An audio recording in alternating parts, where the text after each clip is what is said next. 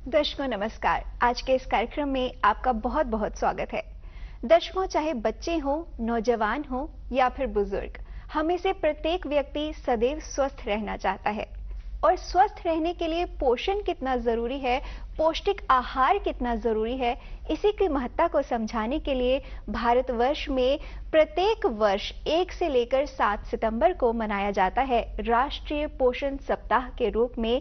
क्यों मनाया जाता है ये सप्ताह, कितना जरूरी है, पौष्टिक आहार हम सभी के लिए कितना जरूरी है, इन तमाम सवालों के जवाब देने के लिए आज हमने अपने स्टूडियोज में आमंत्रित किया है डॉक्टर आरुषि मोगोत्रा को, जो कि डाइटिशियनिस्ट हैं एस्कॉम्स में। मैम, बहुत बहुत स्वागत है आपका हमारे आज के इस कार्यक्रम में। Thank you so much. सबसे पहले तो आपसे यही जानना चाहेंगे कि राष्ट्रीय पोषण सप्ताह हम मना रहे हैं 1 से 7 सितंबर को, और क्यों ये सप्ताह जो है जरूरी है, क्यों सरकार ये सप्ताह मनाती है, पौष्टिक आहार लोगों के लिए कितना जरूरी है, जरूर हमारे दर्शकों के लिए बताइए।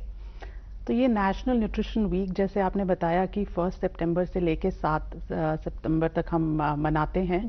इसका मेन जो उद्देश्य है वो यही है कि लोगों को, सारी जनता को, ये हम एक अवेयरनेस क्रिएट करने के लिए, उनको बताने के लिए कि एक पौष्टिक आहार की क्या इम्पोर्टेंस है, क्या महत्व है, और किस तरह से एक अगर हम बैलेंस्ड डाइट जिसे हम कहते हैं वो लें तो हम बीमारियों से अपने आप को बचा सकते हैं। तो इसके लिए पहले ऐसा था कि हम ये पहला हफ्ता जो था सितंबर का, इसी को हम मनाते थे एज अ न्यूट्रिशन वीक। उसके बाद 2018 से ये सरकार ने ये डिसाइड किया कि पूरा महीना हम ये नेशनल न्यूट्रिशन मंथ यानी कि पोषण माह के रूप में मनाएंगे। तो अब इसमें ऐसा होता है कि ढेर सारी एक्टिविटीज़ वगैरह पूरे अक्रॉस द कंट्री, हमारे पूरे देश में की जाती हैं। पोस्टर कॉम्पिटिशन्स होते हैं, एजुकेशन प्रोग्राम्स होते हैं, क्विज़ेस होते हैं, स्पेशली स्कूल्स एंड कॉलेजेस में, ताकि जो यंग जनरेशन है उनको पूरी तरह से जागरूक किया जाए कि एक अच्छा खान पान उनके लिए कितना फायदेमंद है। बिल्कुल, क्योंकि जैसे बच्चे जो हैं आज तक ज्यादातर उनका जो झुकाव है वो बाहर के खाने की तरफ रहता है, जंक फूड की तरफ रहता है, घर का खाना वो नहीं खाते। तो शायद इसीलिए बच्चों में ये जागरूकता होना और भी ज्यादा जरूरी है। जी बिल्कुल, अगर बचपन से ही इस तरह का एक हम उनमें ऐसी भावना एक इनकलकेट कर दें तो डेफिनेटली वो समझेंगे। ये चीज़ें बेसिकली स्कूल से ही स्टार्ट कर सकते हैं, एक तो घर में आप शुरू करेंगे। इसी वजह से ये है कि ये मनाया जाता है लोगों को सेंसिटाइज करने के लिए, अवेयरनेस क्रिएट करने के लिए। तो बेसिकली जो बैलेंस्ड एक जैसे आपने कहा कि पौष्टिक आहार क्या है, उसका मतलब ये है, अगर मैं सिंपल भाषा में बताऊं तो जिसमें हम हमारे मैक्रो न्यूट्रिएंट्स होते हैं और माइक्रो न्यूट्रिएंट्स होते हैं। मैक्रो न्यूट्रिएंट्स हो गए जैसे प्रोटीन्स हैं, कार्बोहाइड्रेट्स हैं और फैट्स हैं, और माइक्रो में विटामिन्स और मिनरल्स आते हैं। तो एक बैलेंस्ड, एक पौष्टिक आहार वो है जिसमें आप सब कुछ सारे के सारे न्यूट्रिएंट्स इंक्लूड किए जा सकें। ठीक है, तो उसमें आप एक जैसे मोटा अनाज है, दालें हैं, फ्रूट्स हैं, सब्जियां हैं, इन सब का आप रोज अपनी डाइट में इस्तेमाल करें। तो इससे आपको जो आपका डेली का जो रिक्वायरमेंट है, एक तो वो पूरा हो जाएगा। आपकी जितनी रिक्वायरमेंट प्रोटीन्स की है आपको वो दालों से, सब नॉनवेज जो लेते हैं, अंडा, मछली, इससे मिल जाएगा। सब्जियां और जो फ्रूट्स हैं वो आपको विटामिन्स और मिनरल्स देंगे। कार्बोहाइड्रेट्स जो कि एनर्जी के लिए आपको चाहिए, जो डेली एक्टिविटीज़ के लिए हमें चाहिए होता है, तो वो आपको बेसिकली सीरियल्स से मिल जाता है। तो ये हमें कोशिश करनी है कि मिल्क एंड मिल्क प्रोडक्ट्स ये सब अपनी डाइट में हम रोज़ इंक्लूड करें। यानी कि हर चीज जो है वो उसकी मात्रा जो है, सही मात्रा हमें जरूर लेनी चाहिए, हमारे रोज के भोजन में शामिल करनी चाहिए। जैसे कि आपने बैलेंस डाइट की बात की और आपने कहा कि हर चीज जो है वो हमारे लिए जरूरी है। आजकल चीजों को बैलेंस करने का भी एक बड़ा दौर चल पड़ा है। फूड फोर्टिफिकेशन की अगर हम बात करें, जिसे खाद्य सुदृढ़ीकरण भी कहा जाता है, इसके अंतर्गत बहुत सारी चीजों को, आप आटे की, गेहूं की बात कर लें, नमक की बात कर लें, इसमें बहुत से तत्व जो हैं वो खुद जोड़े जाते हैं ताकि जो भी लोग इसका सेवन कर रहे हैं उन्हें वो उस चीज के साथ साथ जो उसमें एक खाने की जो क्वालिटी है, न्यूट्रिटिव वैल्यू है, उसको इम्प्रूव करने के लिए फूड फोर्टिफिकेशन किया जाता है। तो इसमें बेसिकली ऐसा है कि जो एक आम नागरिक है वो आटा, चावल, दूध है, ये एडिबल ऑयल है, तेल जो जिसमें खाना बनाते हैं, और नमक, ये हर इंसान ये अपने रोजमर्रा की जिंदगी में इस्तेमाल करता है। तो इसमें बेसिकली हमारी सरकार ने यही किया है कि जैसे दूध है उसको विटामिन ए और विटामिन डी के साथ फोर्टिफाई किया जाता है।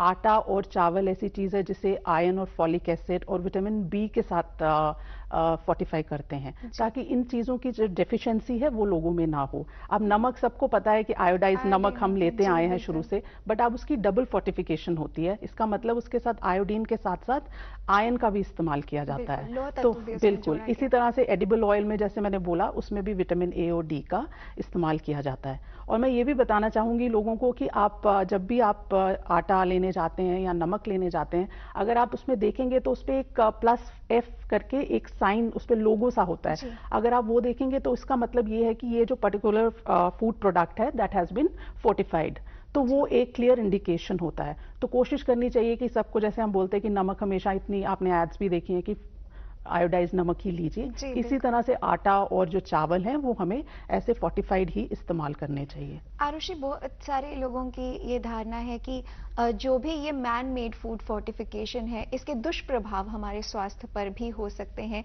क्योंकि जो ओरिजिनल चीजें होती हैं, ओरिजिनली जो हम तक पहुंचती हैं किसी भी खाद्य पदार्थ में, जो उसके वास्तविक गुण हैं वही हम तक पहुंचने चाहिए। तो इसके बारे में आपकी क्या राय है? नहीं, ये एक्चुअली में ये प्रोसेसिंग के टाइम होता है, तो इसमें ये पूरी इसका ध्यान दिया जाता है।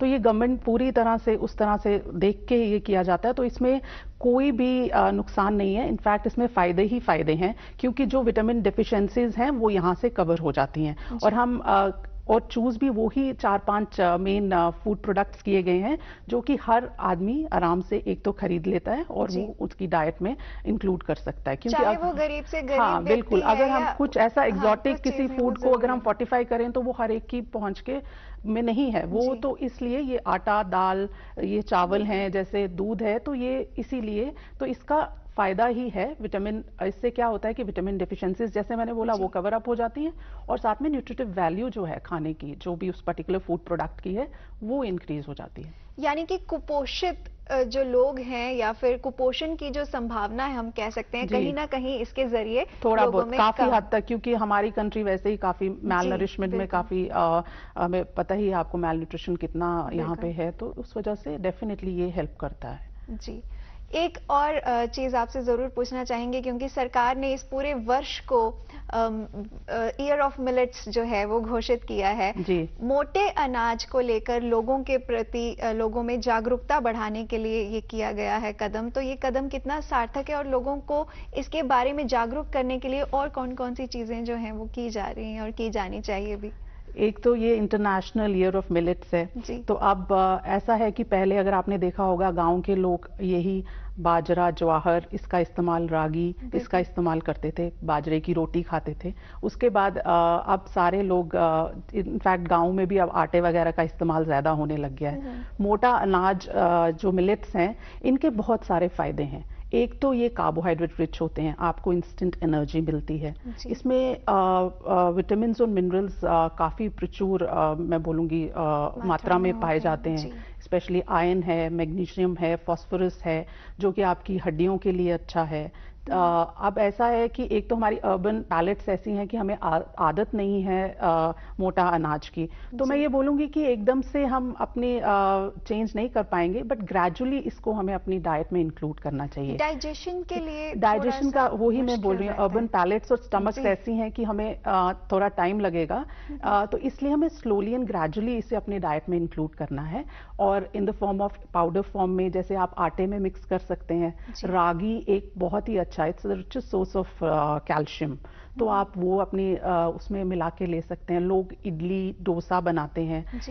इनफैक्ट अगर हम साउथ साइड जाएं और महाराष्ट्र वाली देखें तो वहाँ पे ये रागी का बहुत ज़्यादा इस्तेमाल होता है, तो उसके लड्डू भी बनाते हैं। तो इस तरह से इसको हम अपनी डाइट में डेफिनेटली हमें इंक्लूड करना चाहिए। आजकल इसके पफ्ड स्नैक्स आ गए हैं, तो आप उस तरह से थोड़ा थोड़ा करके अपनी डाइट में इंक्लूड करिए, क्योंकि इससे एक तो आपको फाइबर बहुत ज़्यादा मिलेगा, आपको प्रोटीन्स मिलेंगी, और जैसे मैंने बोला विटामिन और मिनरल्स तो ढेर सारे आपको इसमें से मिलते हैं।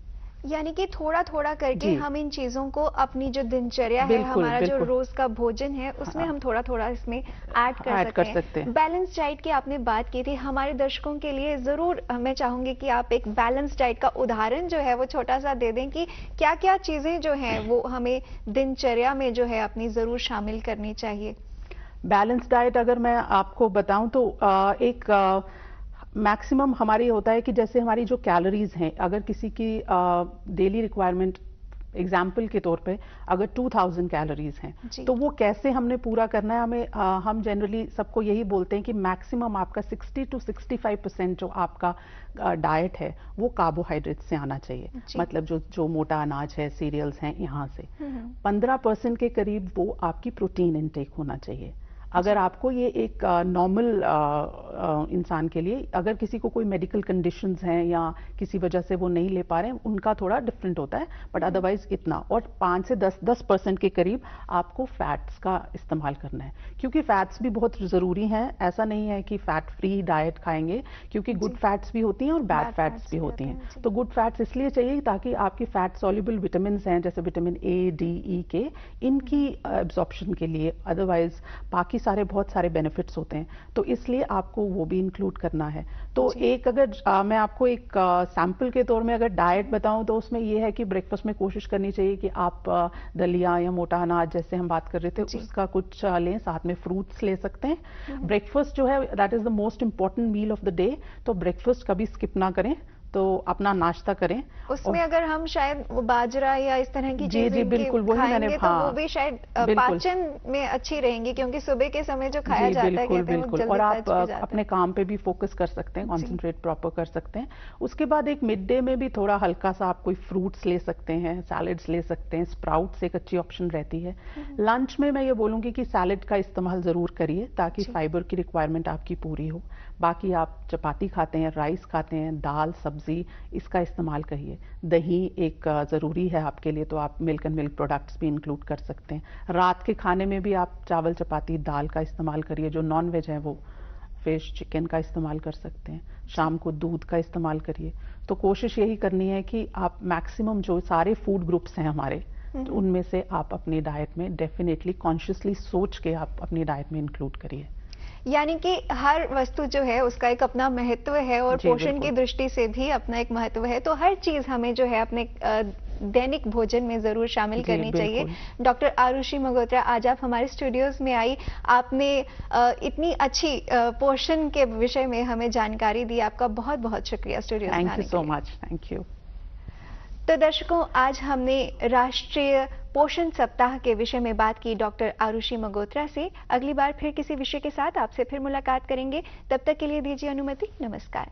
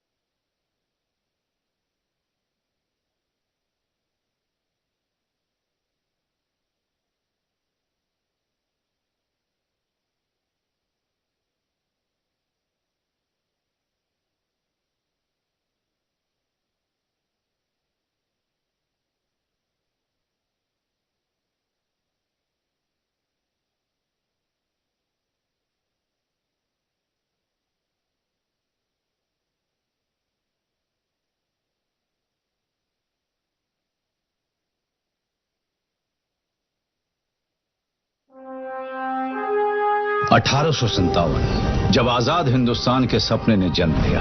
आइए जाने उन वीरों के बारे में जिन्होंने स्वतंत्रता की नींव रखकर इतिहास रच दिया। कहानी है ये दो युक्तिपूर्ण योजनाकर्ताओं की,